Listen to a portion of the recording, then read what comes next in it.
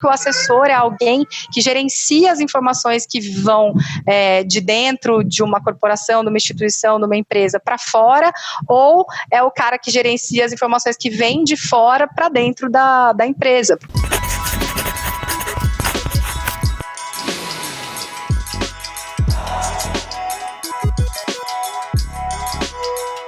Olá pessoal, sejam bem-vindos ao Comunicar Inspira, essa temporada comemorativa aos 16 anos da Frase, cheia de convidados especiais. Hoje nós temos Suzana Esper, uma amiga e parceira de longa data aqui da Frase, e a gente vai conversar um pouco sobre assessoria de imprensa e os impactos no mercado com a chegada das redes sociais. A Suzana é jornalista pela Unital, tem um MBA em gestão de pessoas e não parou de estudar. Ela se aperfeiçoou em marketing para agências, treinamento e desenvolvimento humano, empreendedorismo para jornalistas, UX Writing e também foi nossa aluna no Maratona Digital Content. Su, muito bom receber você aqui. Como eu te falei, fazia tempo que a gente não se via.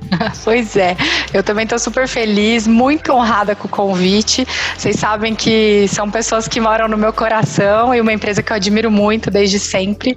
Eu tô super feliz de estar aqui. Legal, então vamos lá. Pra gente começar o nosso bate-papo, eu queria saber, né, a gente tem o nome do programa Comunicar Inspira e a ideia é falar sempre sobre as inspirações, porque o trabalho de vocês também nos inspira.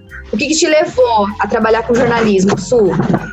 Então, para falar a verdade, quando eu fui fazer vestibular, eu era muito nova, eu entrei na faculdade com 17 anos, porque eu faço aniversário no meio do ano, e eu estava muito em dúvida sobre qual curso fazer. Na verdade, na minha cabeça, acho que até hoje, a única coisa que existia era a paixão imensa pelo teatro, que foi uma coisa que aconteceu na escola, assim, que me despertou muito cedo. Eu tive um mestre incrível, o Marcelo Deni, que nos deixou esse ano, mas eu fiquei em dúvida e eu sabia que eu não podia fazer nada que ficasse longe de eu poder me expressar, né? E aí eu literalmente fui pedir ajuda, fazer um teste, aliás, uma dinâmica de orientação vocacional lá na Unital mesmo. E aí, logicamente, lá entre as profissões que eu talvez pudesse exercer com alguma proficiência, assim, tava o jornalismo, né? E eu, na verdade, tinha mesmo no imaginário, assim, essa profissão.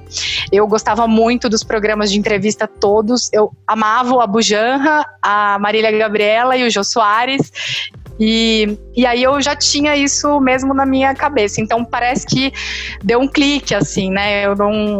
Eu acho que as pessoas que trabalham com comunicação precisam de fato, assim, amar as pessoas, não só a nossa expressão pela oralidade, né, mas a cultura, a curiosidade, o olhar aberto, uma visão plural. Eu penso que jornalismo é uma profissão que faz a gente um ser humano mais aberto, assim, para a vida. Então, eu sou muito, muito fã, assim, da minha profissão, muito fã dos profissionais que eu encontrei na minha carreira, né? Eu tive grande felicidade, assim, durante esses quase 30 anos de profissão, então eu sou super inspirada pela minha profissão. É bom. E uma coisa que você falou que eu achei legal é a questão do fator pessoas, né? Quase todo mundo que a gente conversou aqui nos episódios, né, que a gente está entrevistando, sempre vai ter o eixo pessoas envolvidas. E até aproveitando aqui um gancho, eu vi que você fez o MBA em gestão de pessoas. Como que você vê isso, né? Quem trabalha com comunicação, como você falou, tem essa questão da oralidade, do encantamento pelas palavras, pela comunicação, mas não tem como deixar de esquecer o fator pessoas. Então, eu acho que foi também um caminho natural. Na verdade, assim, eu fiz uma parte muito importante da minha carreira em São Paulo. Fiquei 9 anos lá, né? E tinha projetado na minha carreira fazer as coisas que eu de fato fiz, né? Então eu fiz TV e aí eu queria fazer assessoria de imprensa desde a faculdade. Quando eu tive essa disciplina na faculdade, eu fiquei focada nela. Só que aí, no meio do caminho, eu descobri a comunicação interna, né? E aí, e tudo me encantando muito, né? Aí eu vi que tinham algumas outras possibilidades de curso, na época que eu estava procurando uma pós, um MBA, e eu pensei, de fato, talvez a coisa que mais me ajude seja mergulhar no mundo do RH, né? Do business partner, nas diversas empresas a gente vai vendo para essa unidade de negócio vários nomes, né? E aí eu imaginei que que isso me ajudaria, porque a gente, quando estuda comunicação e gosta muito disso, sei lá, se apropria dessa paixão, assim, é como você falou, a gente não consegue parar de estudar, e graças a Deus o elemento, assim, do nosso estudo tá no dia a dia, tá no celular, tá na TV, tá quando você se comunica com as pessoas, né? Então, esse foi um passo, assim, que eu dei, pensando que talvez isso pudesse me levar para um nível interessante dentro da comunicação corporativa. Então, foi nessa linha de continuar focada no que eu estava fazendo. Eu sou uma grande fazedora de coisas, eu gosto de ter a mão na massa, sempre. Mas é legal, esse perfil de execução é o que faz as coisas rodarem. Eu falo isso porque eu também tenho esse perfil de executora, planejadora, executora, e é isso que faz, né? E aí eu lembro quando você fez o curso com a gente da Maratona Digital Content, eu te entrevistei e tudo, você me disse que a sua ideia de fazer ali, né, essa maratona, era olhar para ter um outro olhar para o digital. E você passou pela assessoria de imprensa, como você disse, 9 anos trabalhando exclusivamente com isso, e viu essas transformações com a chegada do digital. Como que foi essa mudança dentro da sua vivência, dentro da sua experiência? Então, foi uma super mudança. Eu tinha um pouco de medo do digital, eu confesso. Eu tinha uma crença de que eu talvez não soubesse escrever para o digital, de que eu talvez tivesse dificuldade de surfar assim, nesse mercado, porque na assessoria de imprensa a gente trabalha algo que depois eu fui entender sei lá, o coração do digital, que é o relacionamento, né? É isso que a gente quer com o engajamento. Só que naquela época, antes da maratona, literalmente, eu não conseguia ver essa conexão direta, por mais que pareça absurdo, né? Eu não conseguia enxergar assim. Então, eu sempre falei assim, foi um ponto de virada de novo, né? Na minha trajetória, porque eu tinha muito medo, assim, de não entender direito como eu ia fazer para trabalhar no digital, e foi ali que eu entendi que eu poderia escrever para o digital, que eu poderia ter um olhar cuidadoso, assim, para as métricas e para tudo que eu teria que, de fato, aprender, porque até ali eu acho que eu não manjava nada de nada, assim, e... embora fizesse o relacionamento e já tivesse escrito para site, né, para um portal de internet grande, que era o UOL, eu ainda não entendia do relacionamento de quem faz conteúdo com a audiência, assim, né, e de como quem produz conteúdo tem um poder ali para trazer esse engajamento e do quanto precisa ter de domínio para poder fazer isso, né. Então foi um ponto, assim, de virada super chave. Eu achei todo o formato do curso, a apostila, depois que eu fui, usando em vários lugares, emprestei para alguns colegas de trabalho, né? É interessante, assim, o material ficou muito vivo para mim. E até a dinâmica, a maneira como a gente viveu lá aquele fim de semana, né? Então, a gente fazendo as coisas na prática e estudando também a teoria, conversando muito sobre isso, né? É bem a maneira como meu raciocínio vai se construindo, assim, durante a vida, né? Então, e foi outra coisa muito importante para mim, porque era a minha volta para cá, para o Vale, né, para o mercado onde eu, de fato, me formei, onde eu tinha trabalhado, né, tinha os colegas e tal, mas era engraçado porque eu não me achava, sabe, eu não me achava aqui, assim, no mercado eu não encontrava as minhas pessoas, que nem eu falo, porque era difícil mesmo, por mais que a gente volta, né, e tem os amigos, a gente encontra um monte de porta fechada também, né, muita porta fechada, especialmente algumas que você espera que vão estar abertas, alguns amigos que você, sei lá, então eu acho que foi muito legal para eu desmistificar um pouco isso, entender que tinha gente com um olhar muito atualizado, né, e claro, não desmerecendo nada, assim, nem ninguém, mas foi muito importante para mim aquele momento para entender que a busca que eu vinha fazendo e que também para mim era orgânica, ela tinha lugar, tinha acolhida em alguns lugares, né? Então foi super importante para mim. Legal ter esse feedback, até mesmo eu vejo, uma vez a gente comentou pelo Instagram, trocando mensagem, eu falei isso para você, é muito legal ver que as sementinhas da Maratona Digital Content, elas estão até aí, a gente recebe. Quando tínhamos, né, a possibilidade do Rodolfo aqui no Brasil, a gente conseguiu fazer essa maratona. Hoje, com ele lá no Canadá, mas isso que você comentou aí, da rede, né, voltar para o vale, é uma coisa que até qualquer profissional passa, né? E aí que você vê o quão importante é a questão do relacionamento. Eu tive assessoria de imprensa como uma disciplina na minha faculdade, mas nada tão focado como o jornalismo tem. E quando eu estava pesquisando, né, o tema para poder falar com você, eu vi alguns artigos de blog onde tinham pessoas que falavam: a assessoria morreu e o digital ele deu lugar ao relacionamento digital. E aí eu vi um artigo do Rock Content que eu achei muito legal falando: não morreu, eles se completam, né? O digital ele veio para dar esse poder que a assessoria já tinha lá. Já tinha antigamente, né? Porque exatamente. É uma coisa mais antiga, né? Mais de jornalismo, das relações públicas ali. Como que você vê isso?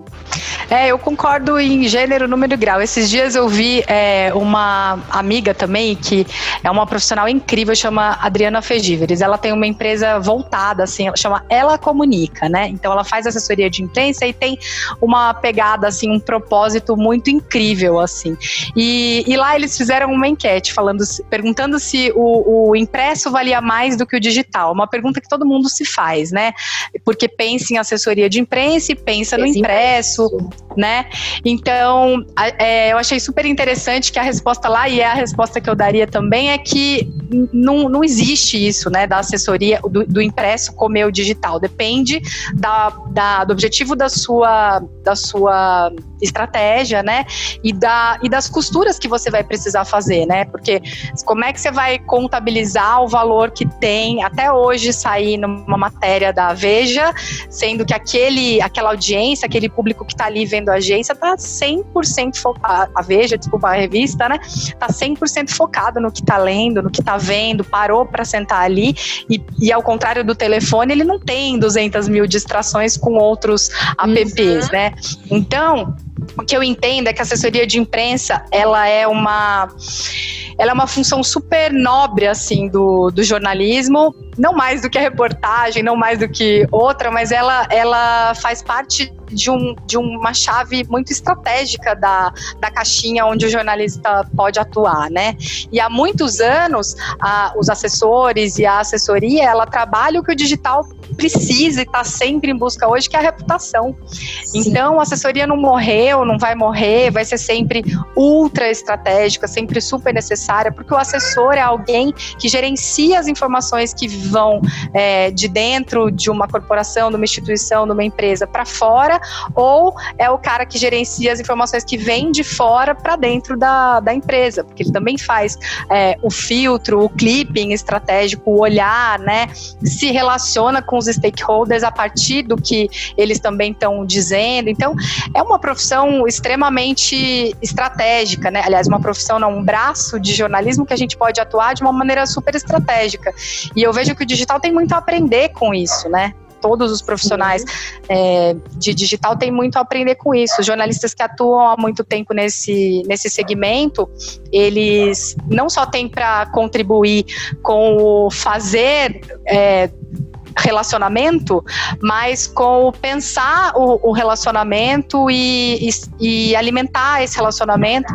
Eu lembro que lá em 2007, quando a gente fazia assessoria lá em São Paulo, quando eu estava fazendo assessoria lá em São Paulo, a gente já fazia esse relacionamento digital, né? Porque a gente precisava se relacionar com os repórteres dos portais e dos veículos, entendendo essa troca, né? Então, o que eu vejo, assim, que as pessoas que se perguntam se a assessoria acabou ou que se vai acabar e tal, elas não têm a dimensão de que o jornalista é esse gestor, ele não é o cara que conhece alguém dentro da redação e que porque conhece, consegue um espaço. Não, ele é um cara que sabe discursar perfeitamente bem a partir das mensagens-chave, do alinhamento, do planejamento, de tudo que ele fez ou conseguiu elaborar com o cliente, né?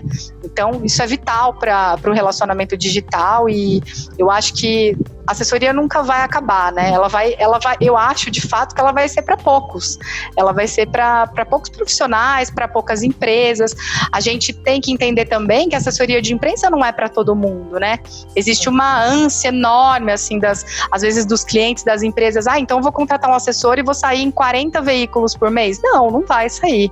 Primeiro que não é estratégico, muitas vezes. Segundo que não é um espaço pago. Tem uma coisa muito simples que a gente toda vez vez que vai se propor a fazer um trabalho de assessoria de imprensa, tem que explicar, assim, olha, eu não estou negociando um espaço pago, né? Eu vou convencer um outro profissional de que tem relevância o que eu estou falando ou de que há uma notícia no que eu estou levando para ele, né? Então, é super árduo, assim, o trabalho, né? Por isso que eu falo que é para poucos, assim, porque você precisa, de fato, saber tomar muito não, você precisa de fato ter muito jogo de cintura, né, dentro da empresa, na redação, enfim, no seu labor diário, né. Então eu acho que é muito viva a função de assessor de imprensa dentro do espectro imenso de comunicação, e eu acho que essa função e essa maneira de atuar, né, ela não vai acabar, nem tem porquê. O digital potencializou, né, o que o assessor ali já faz, né? E eu achei legal um comentário seu, a questão dessa enquete, o impresso ou digital? Aqui a gente não despreza o impresso também, porque vai muito da estratégia, vai muito se ele vai funcionar.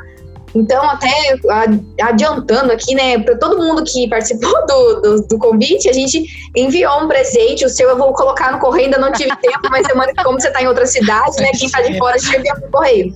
Não tem como eu mandar simplesmente um presente, né? A gente chamou de Partners Kit, mas não tem como eu enviar ele ali sozinho. Tem que ter o recurso impresso, né? Tem ali o impresso, ou muitas vezes, tempo atrás a gente estava com um job, era um relatório de responsabilidade social, e aí eles queriam inovar o formato. Legal, fizemos em vídeo, mas tem o impresso ali também, porque tem pessoas que têm a necessidade, faz parte da empresa, da estratégia da empresa ali, ter aquele documento ali na mão.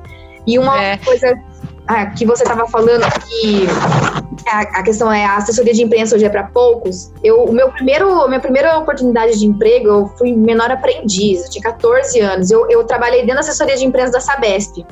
E, que demais. Foi totalmente direcionador para minha carreira na área da comunicação, apesar de eu não ter feito jornalismo.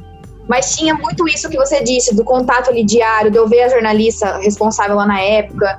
E eu via que existia, assim, assessoria passiva e assessoria ativa, que é isso, né? Então, assim, tinha hora que as demandas chegavam, tinha horas que ela tinha que correr ali atrás, e é o que você falou, não é simplesmente distribuir, é o poder de convencimento, a persuasão, a redação ali do release que a gente vai enviar. Muitas vezes é assim, se enviava, sei lá, 10 releases para ter 2 retornos. Né? Exatamente. E não é só o release, né? Isso também que eu vejo, assim, eu lembro que em vários momentos, depois eu fui empreender e tal, o Rodolfo, inclusive, foi talvez a única pessoa numa época, assim, da minha volta, assim, pra cá, que me incentivou a empreender, né? Então, a gente não tá ali, o assessor não tá ali só para fazer o release e para dar a emplacada. Ele pode simplesmente fazer um CEO de uma empresa, por exemplo, almoçar com um jornalista, almoçar com um outro diretor de empresa, porque ele pode fazer esse relacionamento, não como uma secretária ou como uma outra pessoa fazia, já que ele vai levar aquele discurso, já que ele pode trazer outro tipo de informação estratégica, mas ele acaba, as ações de relacionamento que a gente vê hoje, todas as pessoas de profissionais, aliás, todos os profissionais de digital falam, né, elas são antigas dentro da assessoria, né, a gente fazia isso lá em 2007, e eu lembro que essa foi uma diferença também que eu via no mercado aqui, né? Porque toda vez que eu me aplicava para um cargo e tal de assessoria de imprensa aqui, era batido assim, né, no release, nas emplacadas, na quantidade, como que eu quantifico e tal, no clipping. E aí eu falava, e as ações de relacionamento, né? E o que a gente pode pensar fora da caixa pra gente ter um resultado digital? Então, sei lá em 2012 também, a gente uma vez pensou uma ação de assessoria de imprensa que era enviar um presente, né? Para mães de primeira viagem. A gente conseguiu um mailing super incrível de celebridades na época, de pessoas que estavam tendo filho lá naquele momento, enviou, e uma atriz, que foi a Luana Piovani, por exemplo, postou agradecendo. E aí eu parei de trabalhar 6 meses quase para aquele produto, porque foi maravilhoso, foi um estrondo, assim, sabe? Então, é muito louco isso, porque as pessoas não entendem direito a caixinha do assessor, é sempre nebuloso, né?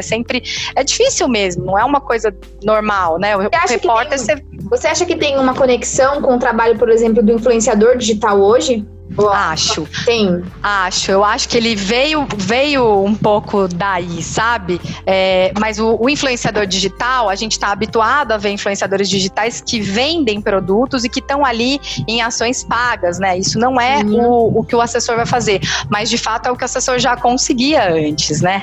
Então eu acho que tem um link mesmo profundo com a influência digital e com esses influenciadores, mas é o que eu te falei, é outra casinha, né? Outra caixinha mesmo.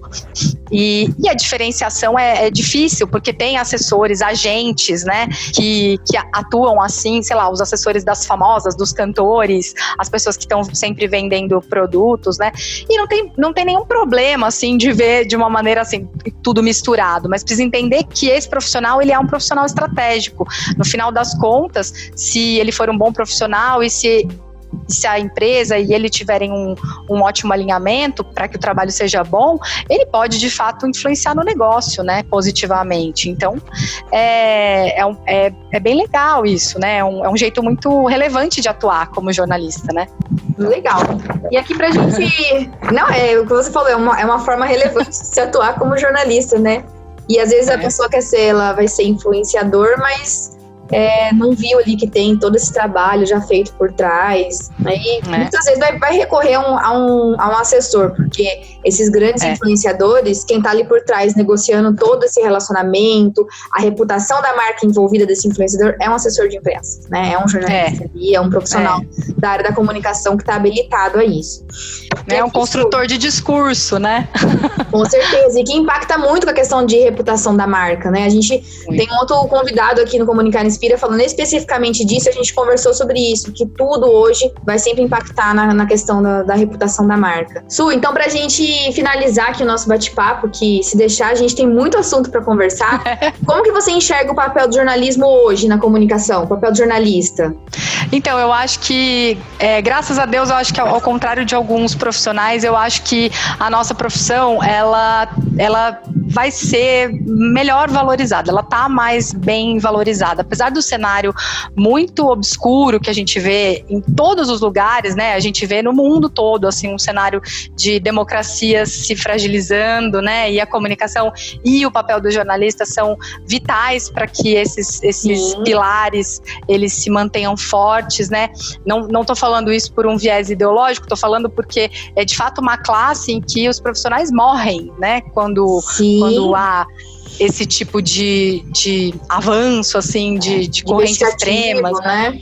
Exatamente. Então eu acho que o jornalista segue tendo um papel fundamental que será ainda mais relevante quando a gente entender que a internet não é um lugar, não é terra de ninguém, mas é um lugar perigoso, né? E o jornalista, eu acredito que o jornalista, ele tem que ser jornalista, ele não pode estar jornalista. O jornalista é fundamentalmente um cara que entende que ética só existe enquanto ação, né? Porque ele precisa ter uma visão assim muito apurada para fazer as reportagens e correta para levar a verdade, né, para as pessoas.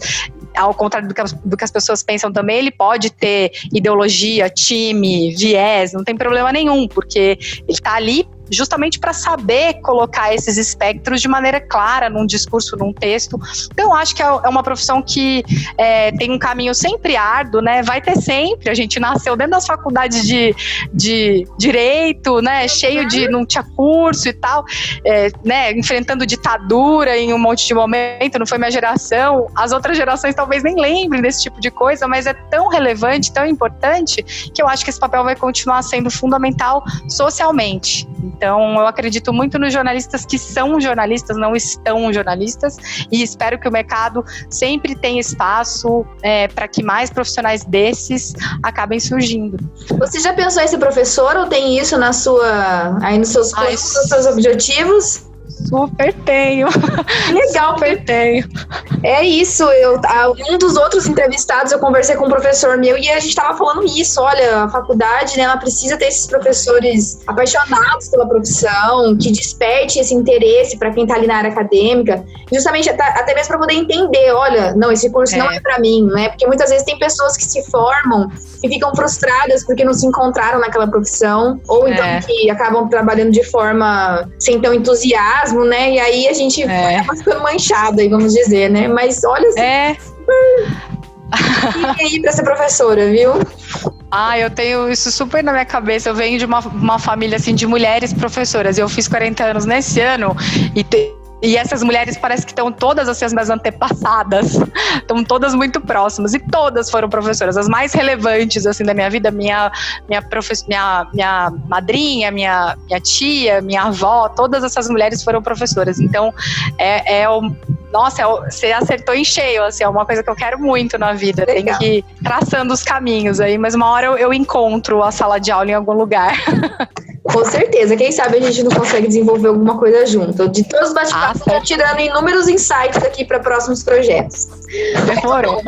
Eu agradeço imensamente a sua participação, sua contribuição. É muito bom conversar com você. A gente conseguiu conciliar essa agenda. Eu sei que você é mãe, eu também sou toda a noite aqui para poder gravar, mas deu certo. Muito obrigada mesmo pela sua disponibilidade aí. E logo, logo o nosso presente chega para você. Vou colocar no correio semana que vem, prometo.